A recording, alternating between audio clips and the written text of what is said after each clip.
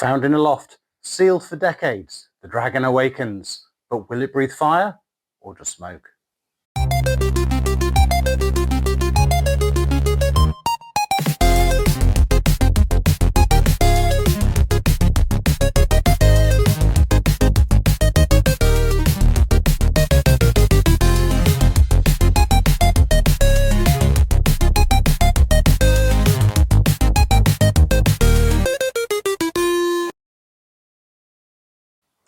Welcome back to Earie's 8-Bit Workshop. Before we get into this Dragon 32, we need to go back to where it all began, because this little green screen beastie has quite a story. In 1980, Tandy released the TRS-80 Color Computer, or CoCo. It was built around the Motorola 6809 processor, very powerful for its time, flexible, and a little exotic compared to the Z80s and 6502s that ruled the 8-bit world. The Dragon launched in 1982, and it wasn't quite a clone of the CoCo, but it's very close, almost a test of how near can you get before the lawyers bite. It shares the same CPU, the same video, the same sound chips, and even follows Tandy's reference design. The differences? A parallel printer port instead of a serial, a slightly different version of BASIC and operating system, and, bizarrely, a different keyboard scan pattern. Otherwise, let's say it's about 95% compatible. So who made it? Well, the Dragon came from Dragon Data Limited, based in Port Talbot in Wales, a subsidiary of Metoy, the same company that later made Corgi toys. When Metoy ran into financial troubles in the early 1980s, a management buyout rescued the Corgi brand as a separate company. Meanwhile, another Metoy offshoot, Dragon Data, had already been supplying small business systems and decided to take a bold leap into the booming home computer market. For a short time, the Dragon 32 was the most popular micro in the UK. It was solidly built, fast and well supported, but it faced brutal competition from several directions. Sinclair's ZX Spectrum undercut everyone else on price, offering a highly affordable entry into the home computing market. Meanwhile, Commodore poured money into advertising, making the Commodore 64 and VIC-20 highly visible in shops and in magazines. And then there was Acorn, which had won the BBC Micro deal for the Computer Literacy Project, giving it a strong foothold in schools. Even with solid hardware and a clever design, Dragon Data couldn't keep up with the price wars, marketing budgets, and educational partnerships of its rivals.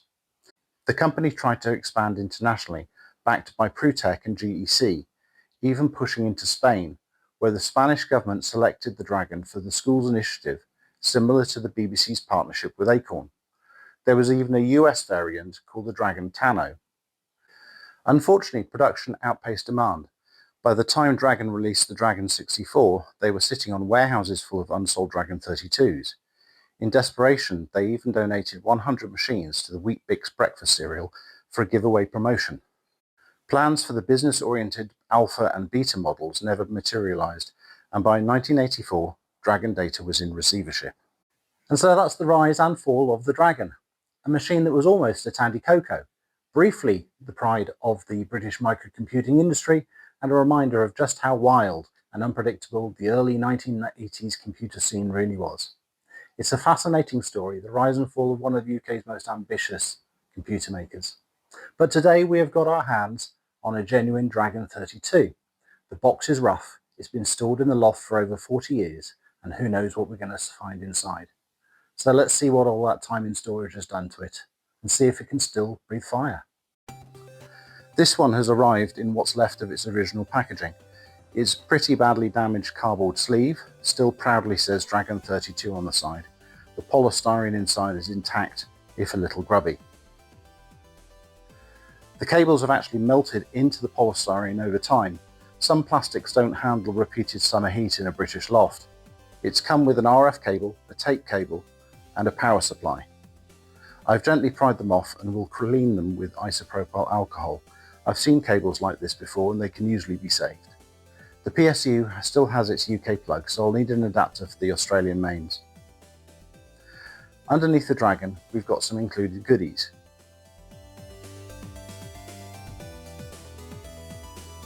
A newspaper clipping with a puzzle you can type in onto your computer,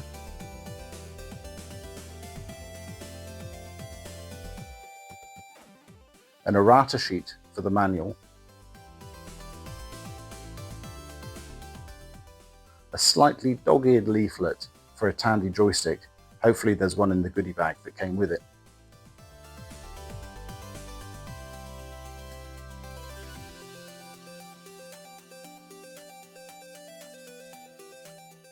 And several games manuals, Quest, Flight Simulator, and one marked additional information.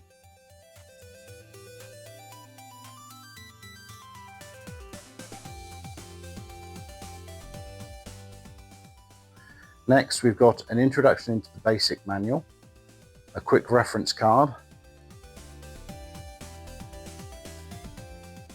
and newsletters that Dragon sent to registered users.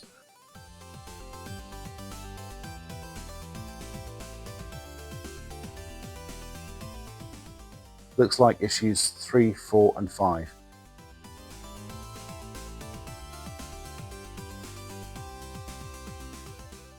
Nice, they've got fun listings to type in and competitions, although I've probably missed the deadline.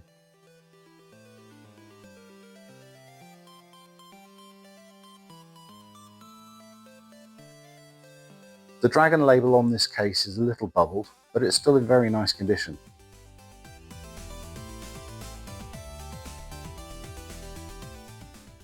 On one side we've got an RF socket, a reset button, left joystick, tape, right joystick, and what looks like a parallel printer port. On the other side, a cartridge slot can also be used for expansions like a floppy disk drive. On the back, a bizarre 9-pin D power connector, a video out and a power switch. The power supply is an odd one. Instead of a barrel jack, it uses a DB9 connector. The label says it outputs 8 volts and 28 volts, but doesn't specify AC or DC.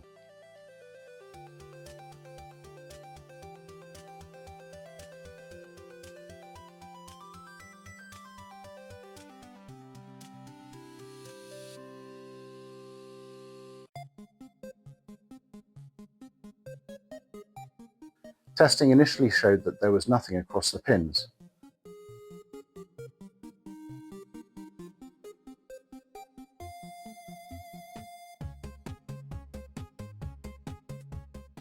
I've checked online, and actually the output is AC. That would explain why I wasn't getting anything.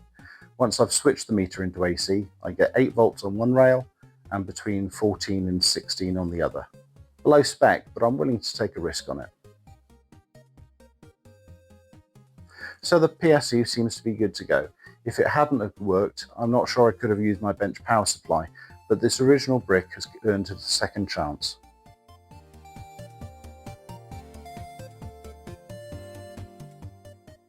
I only have an RF cable available, so excuse the primitive screen capture. I've literally pointed my camera at the TV. It works! That's amazing! I was sincerely expecting this Dragon to have gone extinct. Decades in storage and it boots first time. Okay, well we need to get a better video signal so we can have a clearer look, but before we do that, let's check out the goodies that came with it. Now, let's check out what came in the box. A copy of games for the Dragon 32, a whole stack of original game cassettes, a lovely little time capsule, Franklin's Tomb, Attack, The Ring of Darkness, a home mixtape,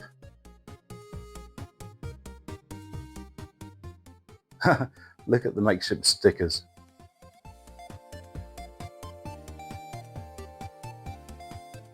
a blank tape,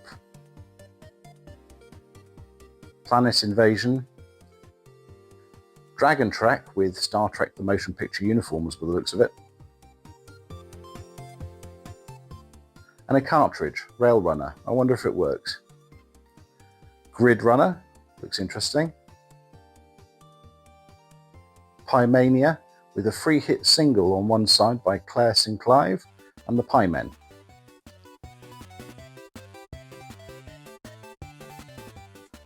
Caterpillar for 49p, seems so cheap. Defense, Quest, oh this one had the manual in the computer box. Lionheart,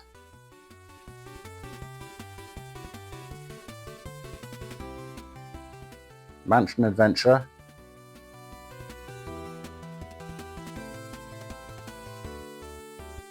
And wow, Frogger! Fantastic!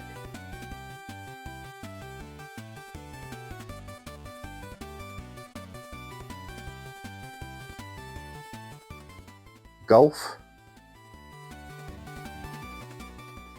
A leaflet for Astroblast.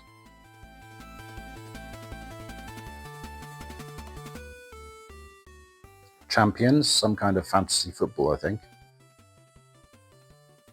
And Flipper. The King. I think this is a Donkey Kong-like game.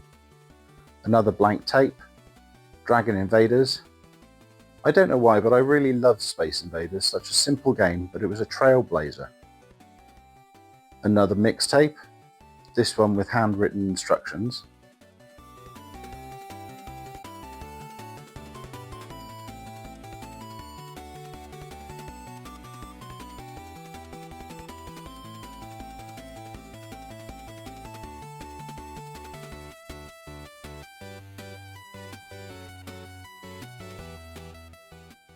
And finally another blank tape.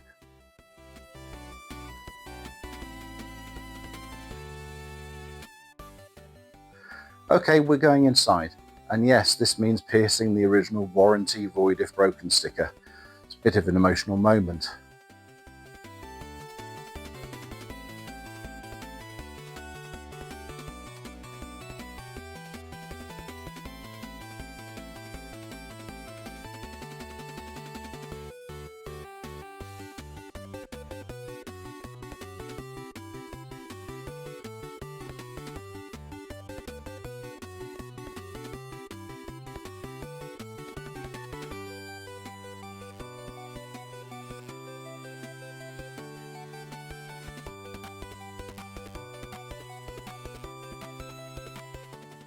Let's make sure we don't lose these screws. Inside, the Dragon 32 is laid out beautifully. Motorola 6809E CPU, MC6847 video display generator, 6821 PIA, and a 74LS783 address multiplexer. Proper honest 8-bit silicon, that. Looking around, there's a bit of cleanup to do. Around the internal power connector, there's some crystalline residue, probably oxidized flux or corrosion. A quick scrub with IPA, a cotton bud, and a toothbrush brings the board back to a healthy shine. We need to locate a composite signal somewhere in here, and we're in luck. On the ribbon between the main board and the power board, which includes the RF modulator, we can tap into a composite feed. Talking about the RF modulator, according to the QA sticker on it, it failed testing. But if we turn it over, we can see it subsequently passed. A little bit of history specific to this machine. Lovely. After checking the schematic to make sure we're not grabbing a 12-volt rail by mistake, I found that pins 9 and 6 carry video signals with pins 5 and 4 as ground. We'd better test it with a multimeter first.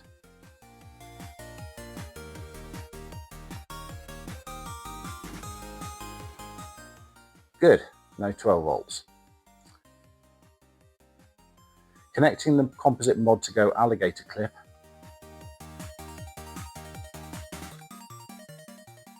And yes, we've got video. Excellent. The monitor shows that distinctive green and black Dragon screen.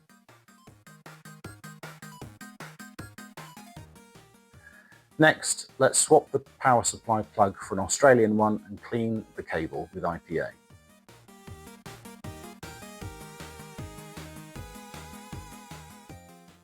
The outer insulation peels off like degraded gummy sellotape, and underneath it's fine. Bit of hard work, but we get there.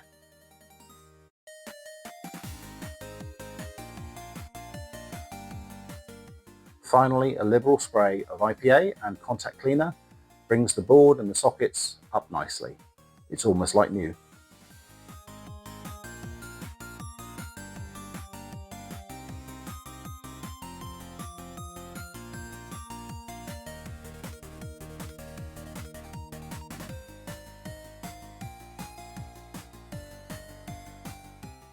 Now, I don't have a working cassette drive at the moment, but that's not going to stop us. I've connected the ropey old tape cable to my laptop and gone to archive.worldofdragon.org to load up a few classic titles. First up, Bug Diver. C-Load loads a basic program from tape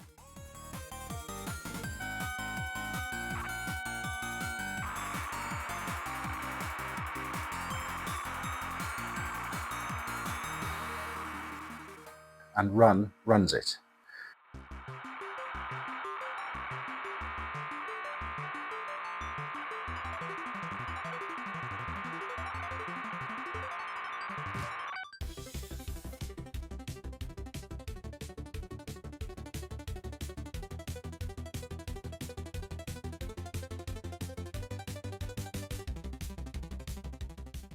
This is quite fun.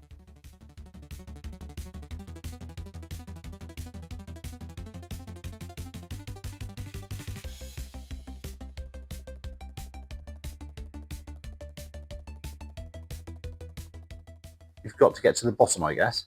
I'm really no good at this, but I'll come back again for another try another day.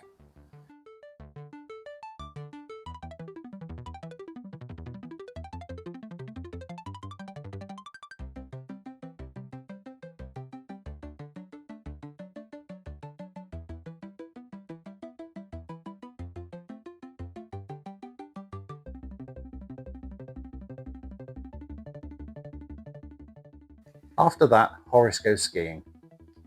C-Load M loads and executes a machine code program.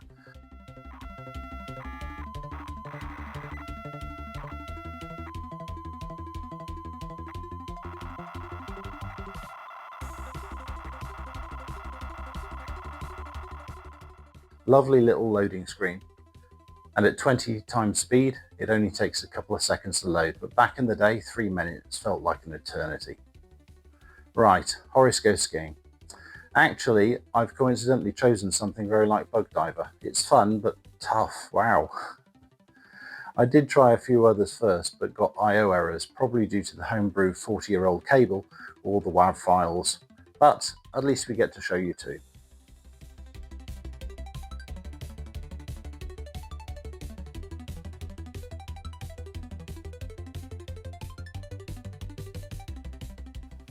Both load beautifully and nostalgia hits hard. These colours, proper early 1980s computing, wow. I'll buy or make a proper monitor cable so I can get sound next time.